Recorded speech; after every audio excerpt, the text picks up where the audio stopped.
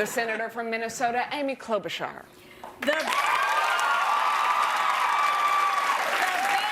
is glued, girlfriend, and tonight my voice will be as solid as my carefully rehearsed Midwestern mom jokes. You know, we're coming up on a presidential election year when Saturday Night Live starts their show with a primary debate.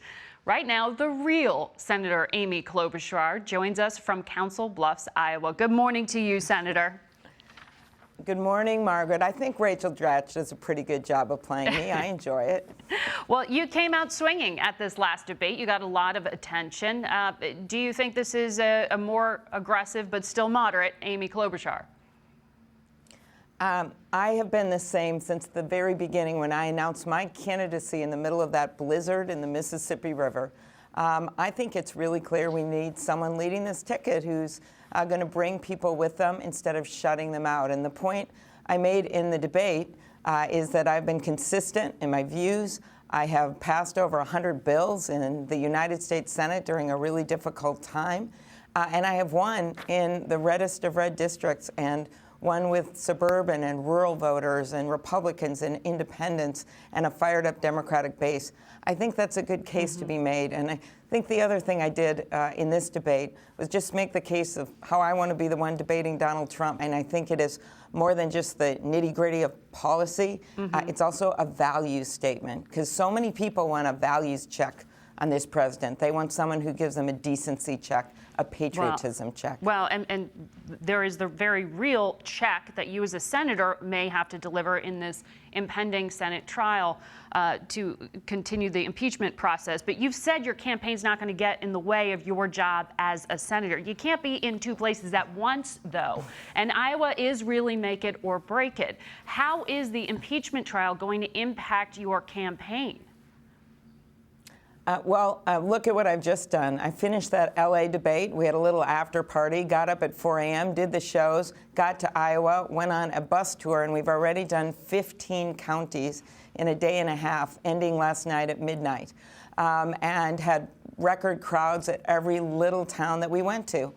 That's how I'm going to do it. I don't need a lot of sleep. I work really hard, and I also have endorsements of more electeds and former electeds than anyone in this race, in this primary field. So we're going to have in the state of Iowa. So we are going to have so many people showing up to help me if I'm doing my constitutional duty, which comes first as a U.S. Senator. My husband was just in Nevada. My daughter, I've got the governor and the lieutenant governor of Minnesota. Everyone's volunteered to help out because they get that we're going to need some help, and I'll have to Skype in for town hall meetings. There is modern technology. Yeah. I think we're going to find a way to do this. Well, Skyping in for a campaign, that's an interesting choice because of what you're juggling here. But is your campaign going to ask the DNC to reschedule the upcoming debate? It could fall right in the middle of that trial. Well, my first belief is we have to have the debate. And if for some reason it doesn't work, sometimes there's breaks in the trial, and even when you looked at past impeachment trials, there were breaks in the day, so we could get there. If that day doesn't work, there's plenty of other days. We know we don't have Sundays when we're doing this, and there's going to be other days after that. We may just have to have the debate closer to the Iowa caucuses. Is that being discussed right now? We have to have an Iowa debate. I don't know. I have made it very clear that there should be no excuses. I'm ready to debate at midnight if that's what we have to do. We have to have a debate before the Iowa caucuses. That would be to my advantage if it was at midnight. I'd be happy. Well, Senator Schumer has asked Leader McConnell to allow witnesses at this upcoming trial.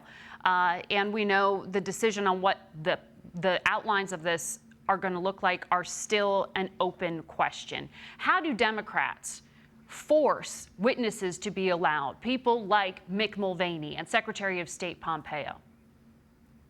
Well, some of this is going on right now where Speaker Pelosi is trying to get some sense from the majority leader of the Senate, Mitch McConnell, about what's happening. And I know Senator Schumer had a meeting with him.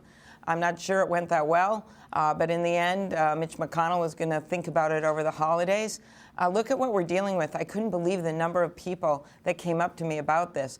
First, they were focused, of course, on the investigation and the impeachment, but now they're saying, why wouldn't we have witnesses at a trial? You know, they're thinking like Law and Order. The first half, there's an investigation, and then you have a trial. And if the president is so innocent and claims he's innocent, why would he not allow, just like Richard Nixon did, the people that were closest to him to testify?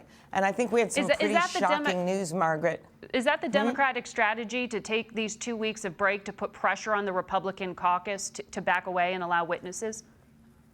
I think it's not a strategy. It is a fact. It is you can't have a trial if you don't have the key witnesses. You can at least have a thorough trial. Look at what we just learned on Friday from a document request, and that's this guy named Michael Duffy who worked for Mick Mulvaney over at OMB. He's the one that sent the email to a bunch of people and said to withhold the aid to Ukraine. He sent this email, I have it in my hands, 90 minutes after the President of the United States talked to President of Ukraine. And this is what he says. He says, given the sensitive nature of the request, I appreciate your keeping the information closely held to those who need to know.